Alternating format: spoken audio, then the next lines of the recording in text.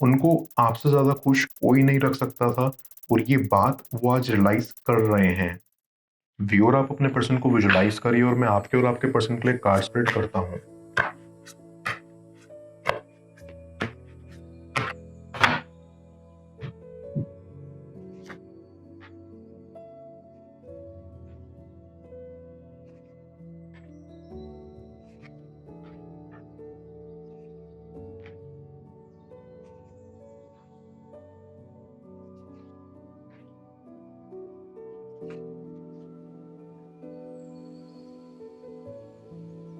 I feel here कि आपका person एक ऐसा इंसान है जिनको जिंदगी में अकेले रहने की आदत हो गई है।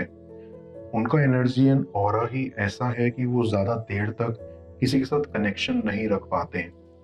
वो अपनी कंपनी ज्यादा एंजॉय करते हैं। इस चीज के पीछे रीजन तो काफी है, लेकिन हाँ, वो आपके ना होने का उनकी जिंदगी में रिग्रेट तो काफी ज्यादा रखते हैं। वैसे तो I am getting a strong feeling कि आपका पर्सन एक बहुत ही ज्यादा मेच्योर, लॉजिकल एंड एनालिटिकल इंसान है। बट उनकी सबसे बड़ी प्रॉब्लम ये है कि वो बहुत ही ज्यादा ओवरथिंक करते हैं एंड किसी भी सिचुएशन को लेके इतना ज्यादा उलझ जाते हैं कि उन्हें समझ नहीं आता कि अल्टीमेटली वो क्या करें।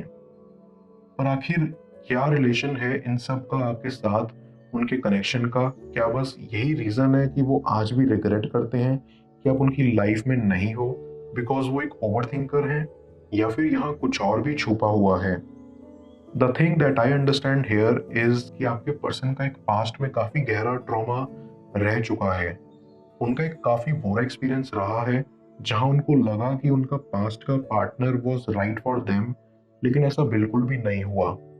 उनका विश्वास बहुत ही बुरे तरीके से टूटा और उनको बिट्रेयल मिला। तो इन सब की वजह से उन्होंने अपने आप को एक स्मॉल शेल में कवर कर लिया एंड इसलिए वो आसानी से किसी को भी ट्रस्ट नहीं कर सकते। और यही आप लोगों के साथ भी हुआ।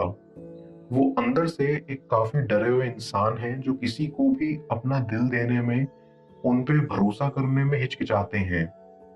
आपके पर्सन का एक बहुत ही बड़ा रिग्रेट ये है कि उन्होंने आपसे कम्युनिकेशन नहीं किया। उन्होंने कभी भी आपको कन्वे नहीं किया कि उनके अंदर इतना डर बैठा हुआ है। He always hesitated to open up और इसीलिए आप लोगों के बीच में काफी ज्यादा डिस्टेंस बढ़ गया था। आपका पर्सन अभी एक हीलिंग जर्नी में है और वो धीरे धीरे अपने पास्ट एक्सपीरियंसेस एंड ट्रॉमा से रिकवर कर रहे हैं। अब दिल तो बिल्कुल कांच जैसा है, एक बार टूटता है तो उसे जितना भी जोड़ो दाग तो रह ही जाते हैं ना। और ये एक बड़ा रीजन था कि वो आप पर खुल के ट्रस्ट नहीं कर पाए। जब आप अपने पर्सन की लाइफ में आए तो वो फिर आपके लिए फील करने लगे। उन्होंने आपके लिए एक सॉफ्ट कॉर्नर डेवलप करना शुरू कर दिया एंड इस बात ने उनको काफी ज्यादा डरा दिया।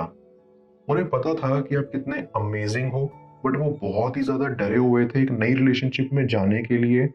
और ऑनेस्टली उस पॉइंट पर वो बिल्कुल भी रेडी नहीं थे मूव ऑन होने के लिए।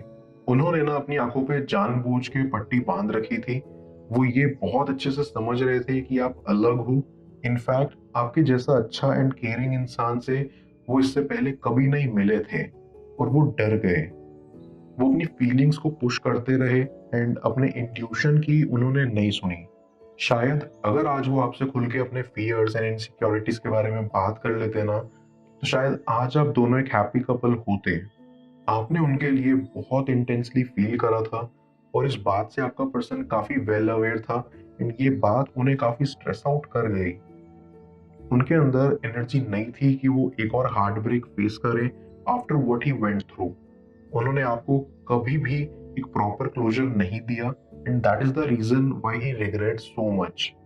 उनके अंदर आपके लिए जो ग्रोइंग फीलिंग्स थी उसको ओवरपावर कर लिया था उनकी खुद की anxiety, insecurity and over thinking ने। दूसरी चीज जो वो रिग्रेट करते हैं वो ये कि उन्होंने विदाउट इवन ट्राइंग क्विट कर दिया। आप लोगों का कनेक्शन काफी इनिशियल स्टेज में ही था, बट उन्होंने मौका देखते ही सब कुछ एंड कर लिया। अब रीजन यही था कि उनको लगा कि वो अकेले ही अच्छे हैं और किसी की उन्हें जरूरत नहीं है। उन्होंने अपनी प्रायोरिटी सेट कर ली थी एंड मन ही मन ये डिसाइड कर लिया था कि वो अपना काम, अपनी लाइफ और अपने आप के अलावा किसी और को नहीं देंगे। उन्होंने अपना पूरा ध्यान डाइवर्ट कर लिया था अपने काम के ऊपर एंड जब आपने उनसे पूछा कि प्रॉब्लम क्या है, तब भी उन्होंने अपने काम का रीजन देते हुए यही बोला कि वो बहुत बिजी थे। ये उनका एक बड़ा रिग्रेट था कि उन्होंने ऐसा किया। हर दिन उन्होंने आपसे झूठ बोला और टाइम रहते हुए भी उस टाइम को पास किया एंड आप लोगों के कनेक्शन पे उन्होंने वर्क नहीं करा। यहाँ तक कि वो आपको ये सच बताने से भी डरते थे। आपके पर्सन ने अपनी लाइफ से सबको ही पुश कर दिया, इंक्लूडिंग अपने कुछ दोस्त। पर आपको दूर कर देना उनको आज भी बहुत ज़्यादा तकलीफ देता है, क्योंकि आपने उनको ऐसे समझा जैसे कभी किसी ने नहीं समझा। बिना कुछ जानते हुए भी उनकी हीलिंग जर्नी में उनको बहुत हेल्प किया और वो आपके टुवर्ड्स बहुत ग्रेटफुल भी हैं। बट ये सब एक्सप्रेस करने का करेज उनमें ना ही तब था और ना ही आज है। अभी वो अपनी लाइफ में इतने अकेले पड़ गए हैं कि वो हर मोमेंट यही सोचते हैं कि आप कितने अच्छे एंड जेन्युइन थे और शायद आप जैसा कोई उनकी लाइफ में कभी नहीं आ पाएगा। मैं कार्ड्स को क्लैरिफाई करता हूँ, तब तक आप प्रॉपर एनर्जी एक्सचेंज के लिए इस रीडिंग को लाइक कर दें और पर्सनल रीडिंग के लिए आप मुझे व्हाट्सएप पर अप्रोच कर सकते हैं।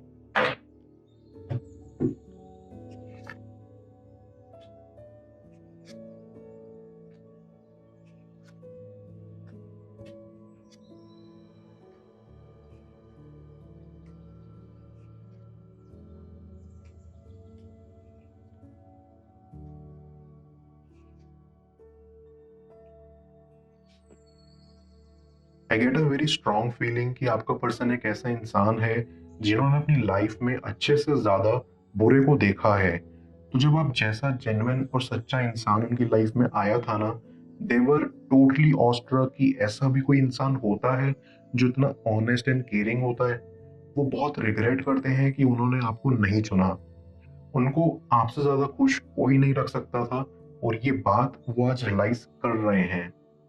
वो रिग्रेट करते हैं इस बात का कि उन्होंने अपनी हैप्पीनेस को अपने हाथों से पुश कर दिया, बिकॉज वो इतना डरे हुए थे कि फ्यूचर में भी अगर वो इतना हर्ट हुए तो वो शायद इतना टूट जाएंगे कि कभी उठ के खड़े ना हो पाए। इन सब का एंड रिजल्ट यही है कि वो आज एक लोनली एंड डिप्रेस्ड इंसान है। वो आज ये रियलाइज कर रहे हैं कि शायद आप ही उनके ट्रू सोलमेट थे, बट टाइम रहते वो आपको ये सब नहीं बता पाए। उन्होंने आपको ये तक नहीं बोला कि वो रेडी नहीं है for a full flash relationship. आपके एक्सपेक्टेशंस को बढ़ाने के बाद वो बस यूं ही दूर चले गए बिना कोई एक्सप्लेनेशन दिए। उनको लगा था कि वो खुद को हील कर सकते हैं एंड किसी की हेल्प की उन्हें जरूरत नहीं है। बट वो ये भूल गए कि कभी कभी हेल्प लेना या मांगना बुरी बात नहीं होती। कभी कभी किसी को सहारे की जरूरत पड़ती है और सहारा लेना किसी को छोटा या बड़ा नहीं बनाता। उनका प्राइड एंड ईगो उनकी फीलिंग्स को ओवरपावर कर गया और बस वो जैसे ही अपनी आंखों पर पट्टी लगाए बैठे थे। ना ही उन्हें कुछ और जानना था, ना ही कुछ और समझना। अगर आप लोगों में कभी रिकंसिलेशन हो ना, तो वो बस सबसे पहले यही बोलेंगे कि उन्होंने कैसा फील करा था अपने पास्ट में, वो कितने हर्ट हुए थे और उनका ट्रॉमा कितना सीवियर था। वो आपको ये भी बोलेंगे कि उनकी लाइफ बहुत ही ज्यादा मेस्ड अप है। वो दिखते तो काफी स्ट्रॉन्ग, रफ एंड टफ हैं, बट अंदर से वो एक छोटे बच्चे जैसा डरा हुआ फील करते हैं, जिन्हें किसी के सहारे और प्यार की जरूरत है। वो बोलेंगे कि वो आपको अपनी जिंदगी में वापस चाहते हैं एंड वो आपके लिए एक बेटर इंसान बनने की कोशिश कर रहे हैं। He is working on himself ताकि वो आपके लायक बन पाए और आपको खुश कर पाए। वो आपके साथ अपना एक फ्यूचर देखते हैं और आप उनके प्रति जितना काइंड एंड केयरिंग थे वो उनको काफी मोटिवेट करता है। वो फाइनली एक्सेप्ट भी करेंगे कि आपका प्यार ही बस एक ऐसी चीज है जो उनके टूटे हुए दिल को दोबारा जोड़ सकता है और उन्हें जिंदगी में मूव ऑन करने में हेल्प कर सकता है। आपका पर्सन आपको दोबारा खोना नहीं चाहता है एंड एक बार सब ठीक हो जाए ना, तो वो आपको हमेशा खुश रखेंगे। But now is not the right time. बस आपको उन्हें थोड़ा टाइम देना होगा ताकि वो आपके सामने आए एंड सच एक्सेप्ट करें। अपनी लाइफ में उन्होंने जो आपके लिए दरवाजा बंद कर दिया था, वो खुद उसको ओपन करेंगे एंड आपको पूरे रिस्पेक्ट एंड प्यार के साथ अपनी लाइफ में जगह देंगे। बस ये याद रखना कि थिंग्स टेक टाइम और हमारी जिंदगी में होप ही एक ऐसी चीज है जो हमें हेल्प करती है to work for better days. तो कभी होप मत छोड़ना और टाइम के वैल्यू को अंडर एस्टिमेट मत करना। Everything will work out, just have faith on yourself and your love. मैं ओरेकल ऑफ द फेरीज की मदद से यूनिवर्स से आपके लिए एडवाइस पूछूंगा। देखते हैं यूनिवर्स आज आपको क्या एडवाइस करना चाह रहा है।